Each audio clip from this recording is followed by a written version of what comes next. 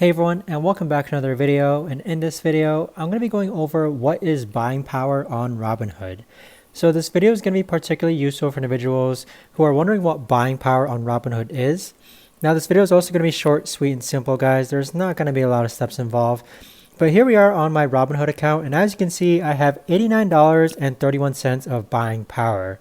So buying power refers to the total amount of money you have available to use for purchasing stocks, options, or cryptocurrencies, and this also includes your cash balance as well as any margin available to you. So with buying power, it's not just the cash you have deposited, but also includes any potential margin access that you have, allowing you to buy securities beyond your current cash on hand with certain limitations and risks.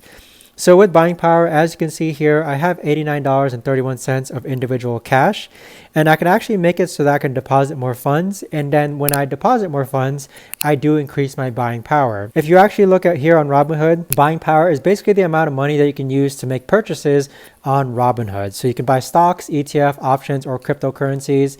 And with it, it's basically like your buying power that Robinhood terms it. So that right there, guys, is the best and easiest way that I know of to explain what is buying power on Robinhood. If you guys know of a better or easier way to actually explain this, let me know in the comments down below. I would love to know. Thanks so much for watching, everyone, and I'll see you guys all in the next video.